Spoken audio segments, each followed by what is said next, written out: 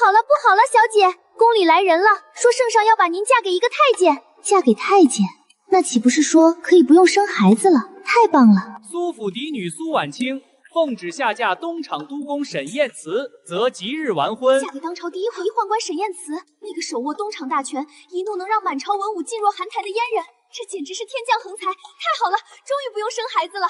民女接旨。苏小姐，这可是天大的恩典呐！沈督公位高权重，能嫁给他，是你几辈子修来的福分。对，天大的福分！从此以后再也不用担心难产而死了。多谢公公提点。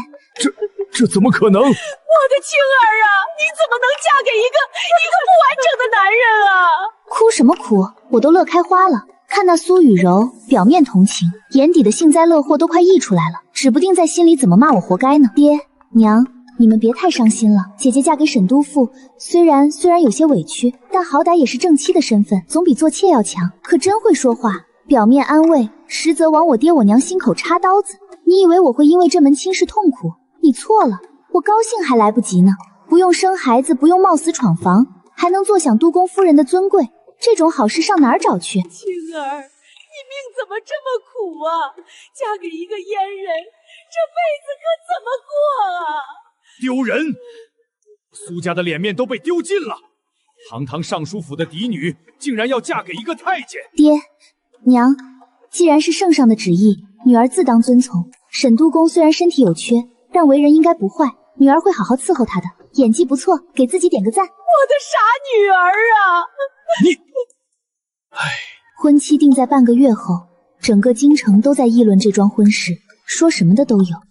有说苏家得罪人被整治的，有说沈燕慈要个体面夫人撑门面的，反正没一个人觉得这是桩好亲事，除了我。青儿，你是不是被打击的傻了？怎么一点都不着急？娘，既然事情已经定了，着急也没用啊，不如想开点，说不定沈督公人很好呢。好什么好？他是个阉人，你嫁过去就是守活寡，这辈子都不会有孩子了。太好了，这正是我想要的。娘，孩子的事顺其自然吧。你呀你，真是被这圣旨逼得看开了。姐姐，听说沈督公脾气很不好，动不动就杀人，你嫁过去可要小心点，别惹他生气。多谢妹妹关心，到时候我会小心的。姐姐，我听人说沈督公长得很可怕，脸上有刀疤，晚上做噩梦都能被吓醒。多谢妹妹关心，我记下了。姐姐，你说沈督公要你做什么？反正也不能行夫妻之实，该不会是要你当个花瓶摆着吧？他越说我越高兴，脾气不好没关系，我又不指望他宠爱我，长得可怕更好，省得别的女人惦记。当花瓶求之不得，这就是我梦寐以求的生活啊！多谢妹妹关心，我自有分寸。哼，你就嘴硬吧。我的青儿啊！陆雨柔站在人群里，那怨毒的眼神都快把喜轿烧穿了。可惜啊，你们都想不到，我这是要去过无忧无虑的好日子了。夫人，跨火盆，拜天地了。这府邸比我想象的还气派，红墙黛瓦，雕梁画布，门口的石狮子都比苏府的大一圈。就是拜堂全程，我的新郎官沈燕慈都没出现，替他拜堂的是只大公鸡，我全当没听见。只要不让我生孩子，别说跟公鸡拜堂，跟石头拜堂我都愿意。百年好合，早生贵子。从早上到现在就没吃东西，饿死我了。这就是沈燕慈，这就是沈燕慈，传说中面目可憎、心狠手辣的东厂督官，剑眉星目，鼻梁挺直，薄唇微抿，皮肤白得像羊脂玉，就算眉宇间带点阴郁，也是绝世美男啊！这样的男人竟然是个太监，天理何在啊！夫君，他身上只有淡淡的檀香味，没有传说中的血腥味，传言果然不可信。怕我？怕倒是不怕，就是第一次见传说中的东厂督节，有点紧张。坐。哦。为何愿嫁给我？圣令难违。圣命难违，林家倒是教出了个乖巧的女儿。听不出是夸是否，还是继续装乖巧吧。过来，坐这里。啊，什么情况？太监不是对女人没兴趣吗？他为什么抱我？我能感受到他胸膛的起伏，还有他才喷在我颈间的呼吸，又热又痒，这姿势太暧昧了吧？难道他不是太监？他可是东厂督公，这种事不应有假的。我刚才好像感觉到了什么不该存在的东西，顶着我的腰了。去休息吧。他不会要跟我一起睡吧？他要干什么？这个传说是心狠手辣的东厂督主，竟然在给我按脚，这反差也太大了吧！睡吧。这个新婚之夜和我想象的完全不一样。没有冷遇，没有羞辱，甚至还有一丝温柔。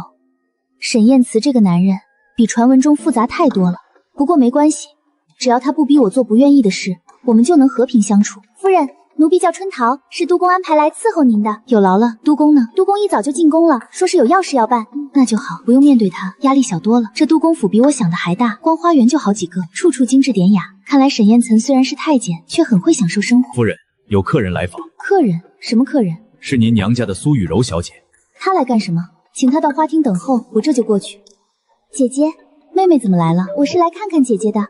昨天姐姐出嫁，我担心姐姐不适应，特意来瞧瞧。担心我？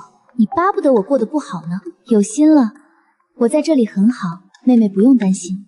姐姐住的地方真是富丽堂皇，比咱们苏府强多了。就是不知道沈都人对姐姐如何。夫君对我很好。是吗？是吗？可是我听人说沈都公脾气很不好，动不动就杀人，姐姐不怕吗？夫君在外面如何？我不知道，但对我他很温柔。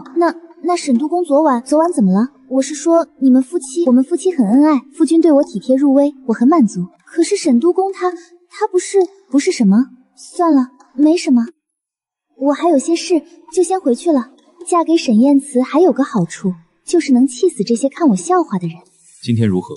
很好。苏雨柔来看过我。她来做什么？大概是想看我过得不好吧，结果失望而归。你倒是诚实。我向来不喜欢拐弯抹角，有什么说什么。很好，我也不喜欢虚伪的人。两人一起用了晚膳，气氛还算和谐。沈燕慈话不多，却会偶尔问他在林府的生活，他的喜好，苏婉清都一一如实回答。用完膳，两人回到房间。苏婉清以为他会像昨晚一样睡外间，没想到他直接走向了床榻。夫君，你今晚我睡床上，你若不愿意，可以去外间睡。他要跟我睡一张床，可是他不是太监吗？怎么不愿意跟夫君同床？不是，我是说什么？只是觉得我们才刚认识，这样不太合适。我们是夫妻。我知道，但是没有但是，你既然嫁给了我，就要履行妻子的义务。妻子的义务？他该不会是想……不对啊，他不是太监吗？你在想什么？我没想什么。是吗？你是不是在想我一个阉人能对你做什么？我想知道答案吗？我可以让你亲自看看。沈燕慈，你要干什么？做夫妻该做的事，教你认清楚自己的夫君，认清楚自己正妻的身份。你不是太监吗？你很想我是太监？说想吧，太伤人了；说不想吧，又不符合我的真实想法。我不知道。放心，我不会碰你的，至少现在不会。为什么？因为你还没准备好。强扭的瓜不甜，我要的是你心甘情愿。你到底是不是太监？你希望我是还是不是？我不知道。如果他是太监，我就不用担心生孩子，不会有真正的夫妻之实。如果他不是，我就要面对生育风险。可我们能做真正的夫妻？诚实的回答，今晚我还是睡外面，你好好休息。这个男人越来越让我看不懂了。督公，宫里来人了，说是皇上召见。知道是什么事吗？不知道，只说很急。我要进宫一趟，你在府里好好待着，不要乱跑。好。街上围了好多人，不知道在看什么热闹。春桃，你去打听一下，外面出什么事了？夫人，外面在抓刺客呢，听说有人要刺杀皇上，现在全城戒严，到处在搜查。刺客刺杀皇上？沈燕慈刚好被召进宫，该不会跟这事有关吧？夫君，你没事吧？没事。夫人，督主说了，任何人不得打扰。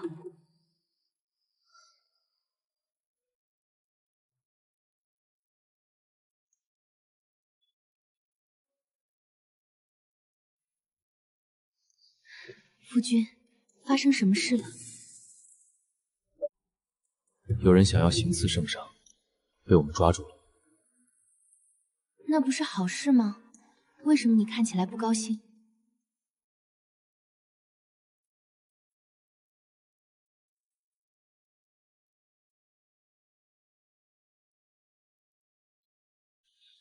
因为这个刺客是我的人，准确的说，是曾经的手下。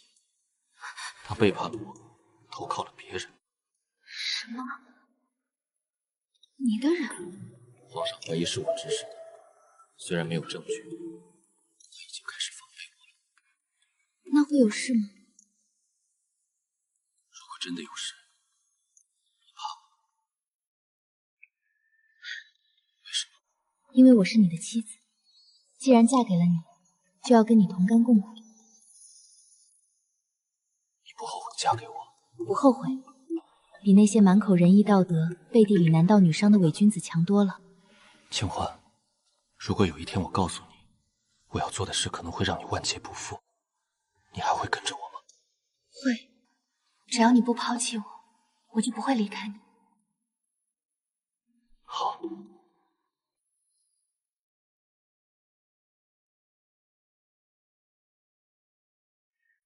不管前面等着我们的是什么，至少这一刻，我们是在一起的。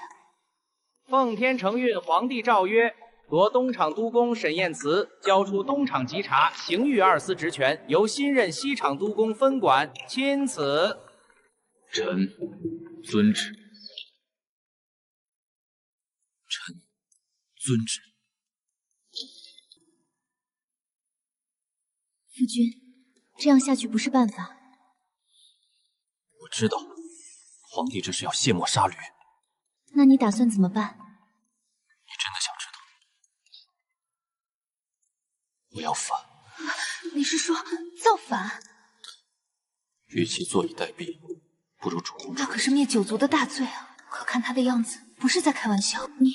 你早就有这个打算了？从我被阉割的那天起就有了。这个皇帝欠我的太多了。被阉割？你真的是？是的，我是真的太监。失望吗？说不失望是假的，但更多的是心疼。为什么？因为我知道了不该知道的秘密。皇帝为了保住自己的秘密，毁了我的一生。现在你知道真相了，还愿意跟着我吗？愿意。为什么？因为我心疼你，没有人应该承受这样的痛苦。如果造反能让你报仇，那我支持你。清欢，我此生最幸运的事就是娶了你。虽然前路嫁给了他，就要陪他走到最后，不管是天堂还是地狱。沈彦慈的计划比苏婉清想象的复杂得多。他在朝中有不少对现状不满的同僚，还有江湖上愿意效力的友人。最重要的是，他掌握着足以颠覆一切的致命秘密。什么秘密？当今皇帝不是先帝的亲生儿子。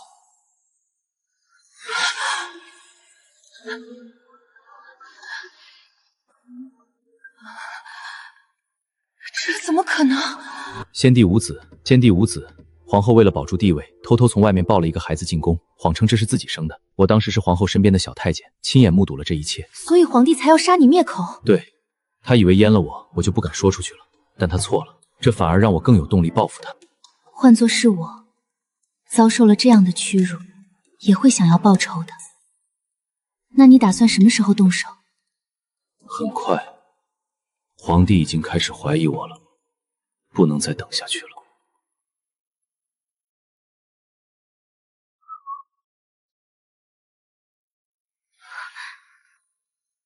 怎么了？有变故。皇帝突然宣布要册封新的皇后，就在3天后。这跟我们有什么关系？册封大典上，所有的大臣都要参加，这是个好机会，可以一网打尽。会不会太危险了？富贵险中求，错过这次机会，就不知道要等到什么时候了。那我能帮你做什么？你已经做得够多了，只要你平安就好。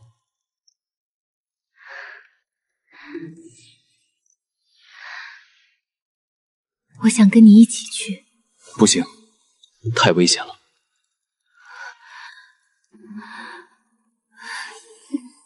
可是，没有可是，你在府里等我回来，我不在的时候，你哪里也不许去。册封大典前一天晚上，沈彦慈整夜没睡，在书房里处理事务，安排计划。苏婉琪给他送逍遥进去，看着他疲惫的样子，心里满是心疼。早点休息吧。清欢，如果我明天回不来了，你打算怎么办？不要说这种不吉利的话，你一定会平安回来的。万一呢？如果你真的出事了，我会为你报仇。你一个弱女子，怎么报仇？我会想办法的。总之，我不会让害你的人好过。清欢，我何德何能娶到你这样的妻子？别说这些了，你会成功的，我相信你。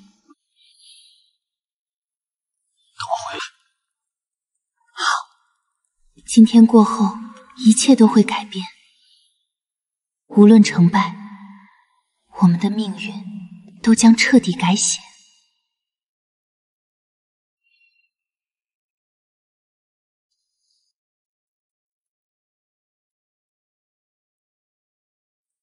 时间过得无比缓慢，每一分每一秒都像一年那么长。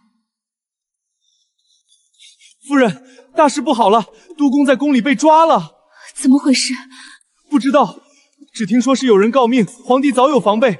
督公他们刚一动手，就被宫内护卫团团围住了。那督公现在怎么样了？听说被关在天牢里，皇帝要亲自审问。天牢，京城守卫最森严的禁地，关进去的人很少能活着出来。不行，我不能慌，我必须想办法救沈燕慈。你们都听着，从现在开始，任何人不得离开府邸，也不得接受任何人的拜访。是，夫人。以我一介女子的力量，硬闯天牢救人根本不可能，只能智取。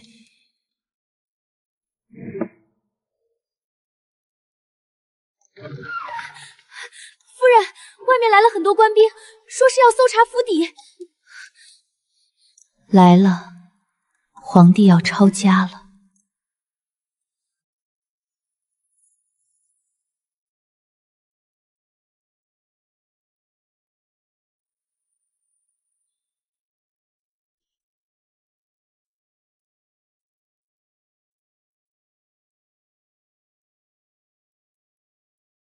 你就是沈燕慈的妻子？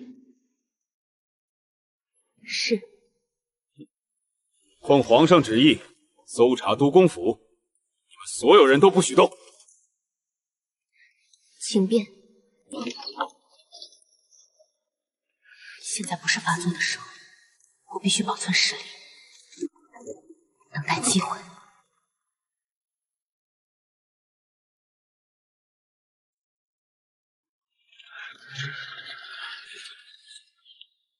你们可以走了。别得意，你们都公府的好日子到头了。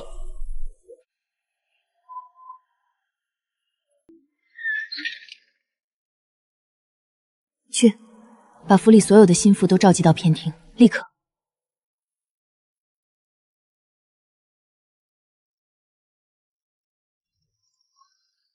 现在情况你们都知道了。愿意跟着我的留下，不愿意的现在就可以走。夫人，我们都是都公的人，都公对我们有恩，现在都公有难，我们不能抛弃他。是，我们绝不离开。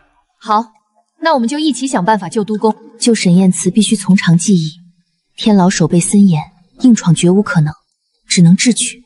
你去打听2件事：一是都公在天牢里的具体情况，2是联系那些还没有暴露的同党。是，夫人。夫人，都府现在被关在天牢最深处，守卫极严。不过我们的人打听到，皇帝还没有下令处死都府，似乎是想从他嘴里套出什么秘密。至少他暂时是安全的。还有别的消息吗？有，我们的人说天牢里有个狱卒可以收买，只要给足够的银子，他愿意帮忙传递消息。真的？真的，不过要价很高，需要1000两银子。给他，让他帮我给都封带个口信，就说我在外面一切都好，让他不要担心。还有，告诉他我会想办法救他出来的。我这就去安排。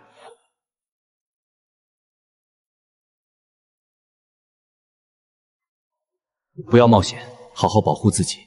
我在天牢一切都好，勿忧。至少他还活着，还没有放弃希望，我也不能放弃。硬救不可能，唯一的办法就是拿出皇帝最害怕的身世秘密，逼他放了沈燕慈。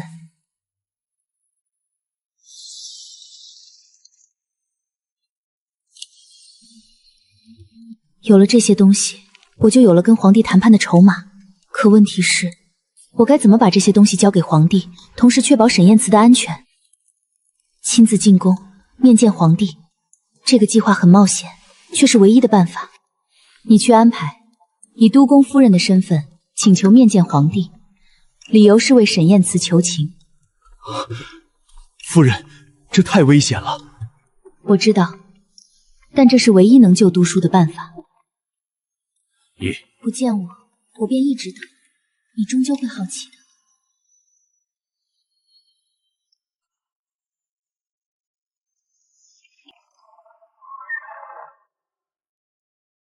你就是沈燕慈的妻子？是，民妇苏婉清，见过皇上。起来吧，你来见朕是为了给沈燕慈求情？是的，民妇希望皇上能够从轻发落我夫君。从轻发落？他犯的可是谋反大罪，按律当诛九族。朕没有立刻处死他，已经是法外开恩了。皇上，民妇知道夫君犯了大错，但他也是被逼无奈。被逼无奈？他谋反还有理了？皇上，有些事情您比谁都清楚。我夫君之所以要反，是因为您对他做的那些事。你在说什么？皇上，这些东西您应该很熟悉吧？你从哪里得到这些东西的？这不重要，重要的是这些东西的真假，皇上心里最清楚。你想要什么？我要我夫君的自由，只要皇上释放我夫君，这些东西就当从来没有存在过。你在威胁朕！民妇不敢，民妇只是在为夫君求情，他在权衡利弊。这些证据一旦公开，他的皇位就保不住了。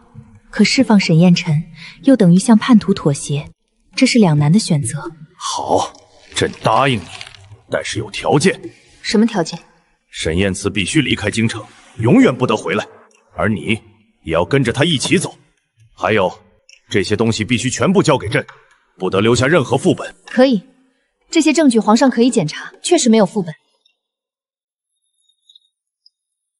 3天后，朕会释放沈燕慈，但你们必须在当天就离开京城，永远不得回来。谢皇上恩典。婉清，我就知道你会来救我的。我们走吧，离开这个地方。好。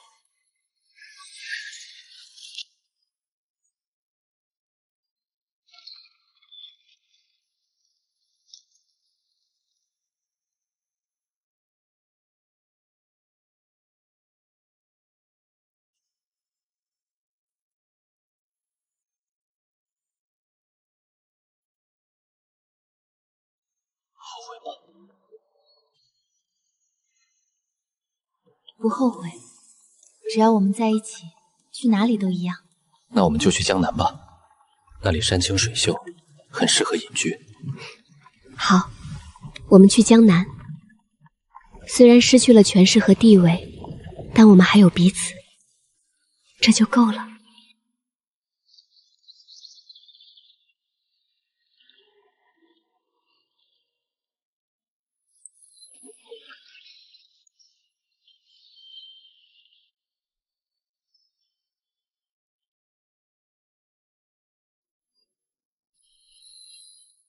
从军朝野的东厂都督主到普通百姓，这个转变对他来说并不容易。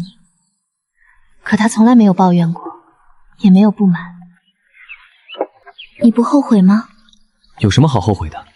我现在有了你，有了安稳的生活，这不是很好吗？是啊，这样的生活真的很好，没有勾心斗角，没有生死搏杀，只有平平淡淡的日常。我们会一起去镇上买菜，一起在院子里种花，一起坐在小桥看夕阳，是我以前从未体验过的。怎么了？镇上来了一些陌生人，在打听我们的消息。是京城来的人？应该是。看来皇帝还是不放心我们。我们都知道这意味着什么。皇帝虽然答应放了他，可显然不会真的放过我们。他只是需要时间安排，等时机成熟，还是会对我们下手的。那我们怎么办？离开这里，越远越好。好。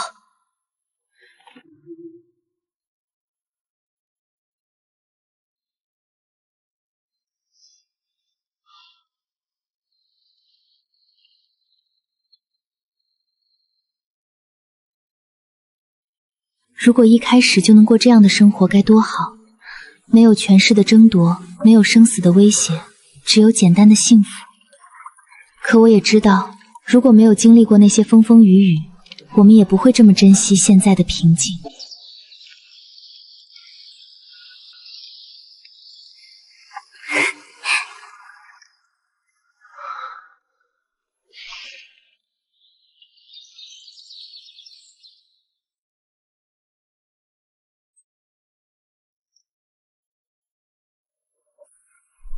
可命运再一次跟他们开了玩笑，在这个偏僻的小村庄，很少有人骑马来访。沈燕慈，外面有马蹄声，来了好多人，来了好多人。有多少人？听声音，应该不少。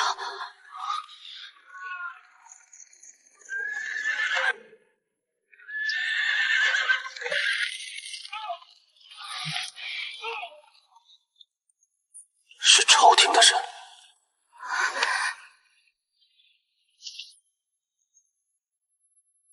皇帝终于找到我们了，那我们现在怎么办？跑是跑不掉了，人太多了。那就只能束手就擒了。不，我们还有最后一个办法。什么办法？这是毒药，无色无味，服下后会很快死去，不会有痛苦。你早就准备好了？是的，我就知道这一天迟早会来的。与其落在他们手里受尽折磨，如果我们注定要死，那至少要死在一起。好，我们一起。清欢，这辈子能娶到你，是我最大的幸运。我也是，能嫁给你，是我最正确的选择。沈燕慈，我知道你在里面，出来吧。你是谁？我是新任的东厂督工，奉皇上之命前来传旨。传旨？如果是来抓我们的，为什么要传旨？什么旨意？开门，我当面告诉你。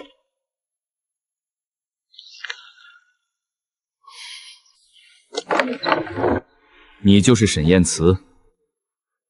是。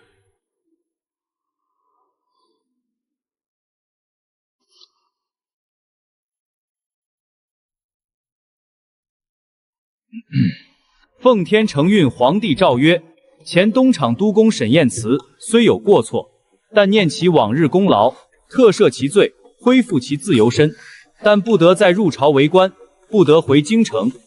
钦此。皇帝竟然赦免了沈燕慈！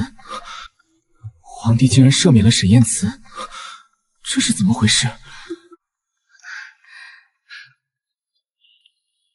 是不是很意外？为什么？因为皇上需要你的帮助。最近边疆不太平，需要有经验的人去处理。皇上想起了你的才能，所以决定给你一个戴罪立功的机会。什么意思？他在考虑，去边疆平叛是个机会，却也极度危险，搞不好就是有去无回。如果我不去呢？那你们就继续在这里过你们的隐居生活，皇上不会再派人来打扰你们了，这是皇上的承诺。这倒是个不错的选择，我们可以继续在这里平静生活，不用担心追杀。可我知道沈燕慈的性格，她不会甘心就这样平庸的过一辈子的。我去。沈燕慈，太危险了！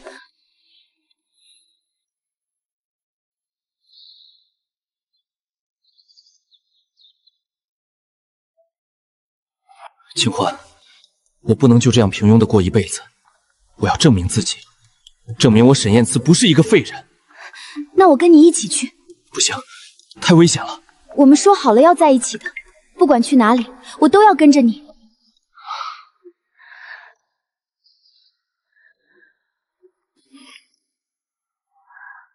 好，我们一起去。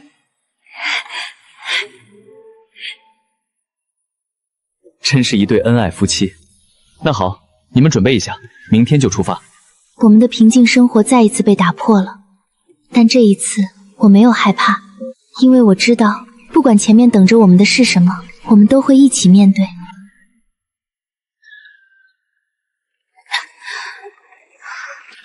原来边疆竟是这般荒凉。大人，苏姑娘，雁门关到了。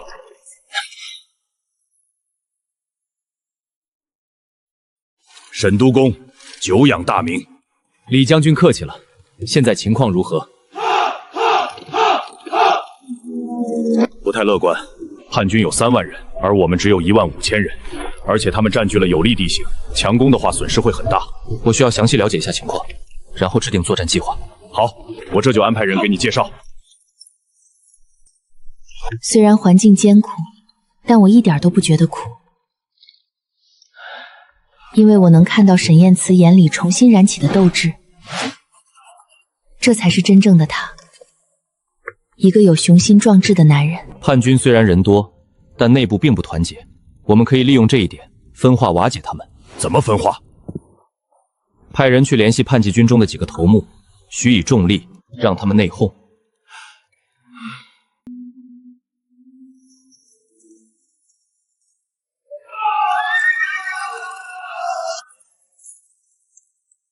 宣镇北将军沈燕慈接旨，沈燕慈罪名全免，官复原职，受封镇北将军。恭喜你！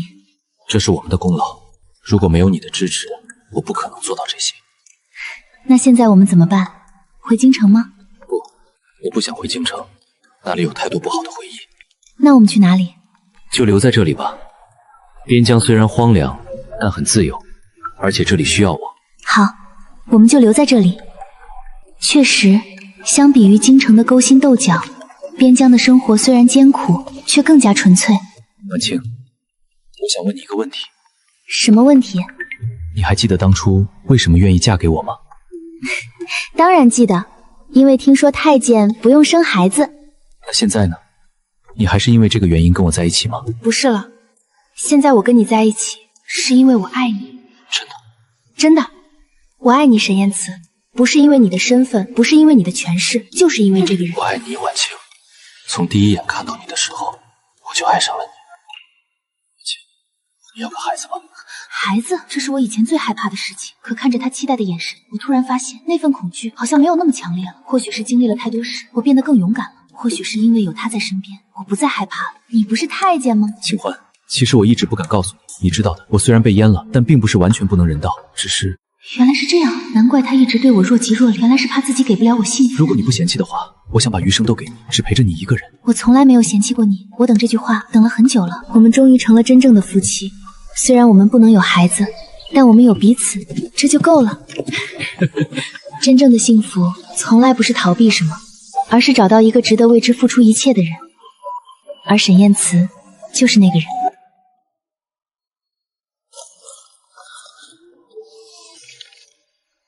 你打算怎么办？我想回去看看，毕竟是新皇帝，或许情况会有所不同。那我们一起回去。你不怕吗？京城对我们来说可不是什么好地方。不怕，现在的我们已经不是当年那个只能任人宰割的我们了。这些年的历练让我们都成长了太多。沈燕慈不再是那个只知道复仇，我们有了足够的实力和智慧来面对任何挑战。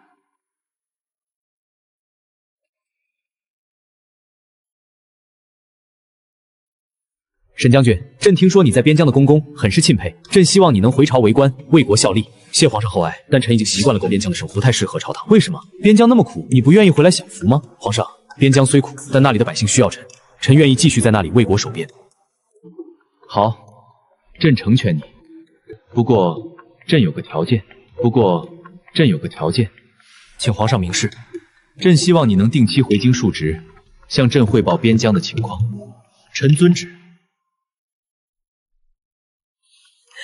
青儿，你瘦了。娘，我很好。边疆的生活虽然艰苦，但很充实。沈将军，这些年辛苦你了。岳父大人客气了，青儿是个好妻子，是我的福气。姐姐，姐夫，你过得怎么样？还好。你不后悔吗？如果当初选择留在京城，你现在可能是个贵夫人，过着锦衣玉食的生活。你觉得我像是喜欢锦衣玉食的人吗？不像，你更像是个女侠。女侠？为什么这么说？因为你很勇敢，很坚强，而且总是在关键时刻站出来保护我。如果没有你，我早就死了。那你就是我的大侠了。好，我是你的大侠，你是我的女侠，我们是一对侠侣。我喜欢这个说法，侠离听起来比夫妻更浪漫，更自由。我们不是被世俗束缚的夫妻，而是自由自在的侠侣。手腕再沉一点，就是。他们的生活充实又幸福，虽然没有孩子，但他们有彼此，有事业，有理想，这就够了。如果当初我没有选择嫁给沈燕慈，我的人生会是什么样的。但不管怎样，都不会有现在这样精彩的人生。我很庆幸当初做了那个选择，却让我找到了真正的幸福。虽然是出于逃避，是沈燕慈，是爱情，是一个不平凡的人生。边疆的第8个年头，朝廷派来了一个王大人，协助沈燕慈管理边疆日务。这样管理边疆太过仁慈了，对那些胡人就应该用铁血手段。王大人，边疆的情况复杂，不能一概而论。我们现在的政策很有效，为什么要改变？因为朝廷有新的指示，皇上要求加强对边疆的控制，不能让胡人有任何反叛的机会。王大人年轻，这道话我会擅长，但具体怎么执行，还是要根据实际情况来定。当然，我只是来协助沈将军的，一切都听沈将军的。沈夫人，你是个聪明的女人，你应该知道沈将军的处境并不安全。什么意思？朝廷对他还是有疑虑的。如果你愿意配合我可以保证你的安全。他竟然想让我背叛沈燕慈，给他提供情报，真是痴心妄想。王大人，你想多了，我是沈燕慈的妻子，不管什么时候，我都会站在他这边。沈夫人，你要想清楚，沈锦现在的处境很危险，如果你不配合，到时候可能连你也保不住。那就不用你操心了。沈夫人，我劝你还是考虑一下，沈毕竟是个阉人，跟着他你不会有好结果的。王大人，你说什么？我说沈锦是个阉人啊，这在朝廷里不是秘密。一个阉人能给你什么？还不如跟着我，至少我是个正常的男人。王大人，我再说一遍，我是沈燕慈的妻子，不管他是什么身份，我都会跟着他。至于你，你配吗？沈夫人，你会后悔的。这个王大人，看来是来者不善。那我们怎么办？兵来将挡，水来土掩。既然他想玩，那我就陪他玩玩。奉天承运，皇帝诏曰。看来皇帝是真的要对我下手了。那我们怎么办？回去，既然皇帝要见我，那我就去见他。太危险了，这明显是个陷阱。我知道，但我不能一直逃避，该面对的总是要面对的。那我跟你一起去。不，这次你不能跟我去，太危险了。我不怕危险。我怕。青儿，我不能让你跟着我冒险，如果我出事了，至少你还能活着。沈燕慈，我们说好了要在一起的。我知道，但现在情况不同了，我不能拖累你。什么拖累不拖累的？我是你的妻子，你的事就是我的事。清欢，我何德何能娶到你这样的妻子？别说这些了，我们一起想办法，一定能够度过这次危机的。好，我们一起想办法。接下来的几天，他们开始制定计划。他要利用自己掌握的秘密跟皇帝谈判。什么秘密？关于王大人的。这些年我一直在暗中调查他，发现了一些很有趣的东西。什么东西？他贪污军饷，私通敌国，还有很多见不得人的勾当。这些证据足够让他万劫不复了。王大人这个小人，终于要得到报警了。那我们什么时候动手？就在回京的路上，我要让皇帝知道，我沈燕慈不是那么好对付的。沈将军一路顺风啊！多谢王大人关心。沈夫人，你真的要跟着去吗？京城可不比边疆，很多事情都说不准。多谢王大人提醒，我会小心。看来皇帝真的不信任我。那我们怎么办？按原计划行事，该是时候让他们知道，我沈燕慈不是好惹怎么样？你有没有事？没事，都是小伤，倒是抓到了几个活口，可以好好拷问一下。看来皇帝是真的要我们死。那就不能怪我了。既然他要玩，那我就陪他玩到底。沈燕慈派人把王大人的罪证火速送到了京城，同时散布消息，说自己在回京路上遭到了朝廷派来的刺客刺杀，生死未卜。消息传到京城，王大人的罪名全部属实，当即被革职查办，抄家灭族。看来这一招以退为进，效果很好。是啊，有时候以退为进比正面硬刚更有效。皇帝迫于外界流言，放沈燕慈回到边疆。将军，您终于回来了！这段时间没有您，我们都不知道该怎么办。辛苦大家了。2年后，皇帝要御驾亲征，任命沈燕慈为先锋大将。这明显又是一个陷阱。御驾亲征听起来威风，实际上是要把你推到最危险的位置，战败了，你就是替罪羊；战胜了，功劳全是皇帝的。是的，但这一次，我不会再被动挨打了。你有什么计划？既然他要玩，那我就陪他玩一场大的。什么意思？你很快就知道了。